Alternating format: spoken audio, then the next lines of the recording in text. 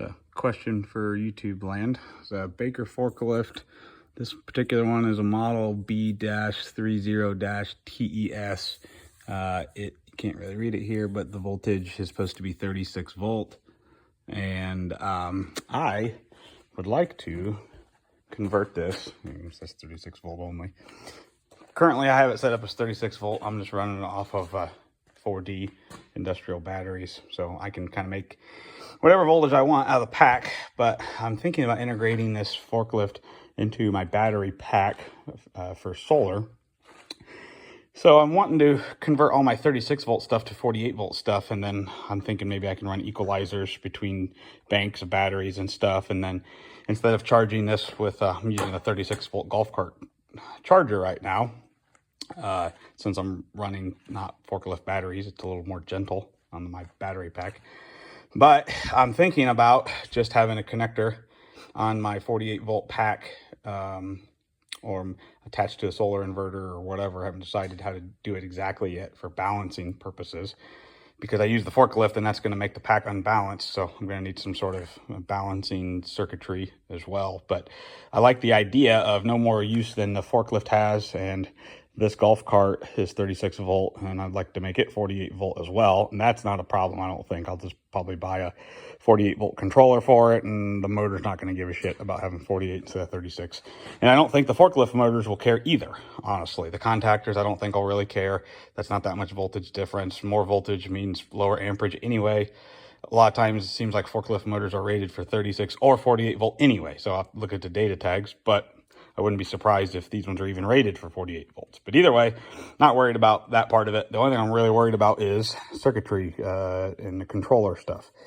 I think a lot of the controller stuff for these Baker forklifts, this old one, probably discontinued. I don't know if there's universal stuff out there. This board has got some adjustment pots. Don't really know what those mean yet, but there they are.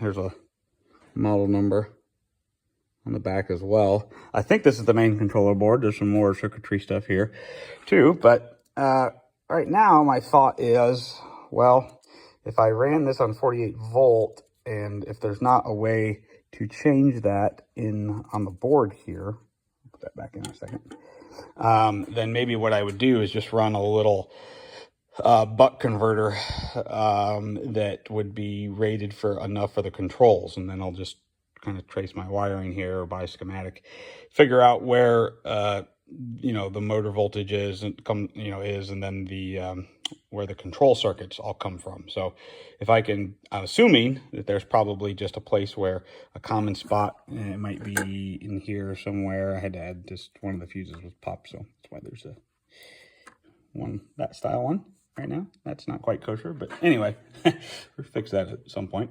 Probably not. But this is just a forklift I use at home, like occasionally. So it doesn't get used very much.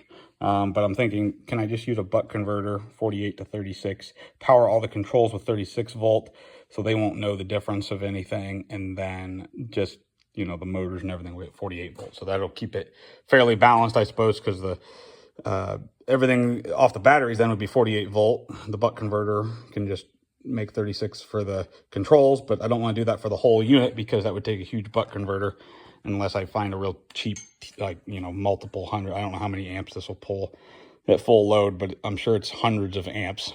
So that'd probably be expensive. So I thought, well, maybe I can just get a smaller one, do the important stuff with it, the controls and the electronics, the monitoring and stuff, and then just let the contactors and the motors and everything eat the 48 volts. I don't see where that would be a problem. It's just a cheap forklift piling out of myself. So if I blow it up, it's really not that end of the world, I suppose.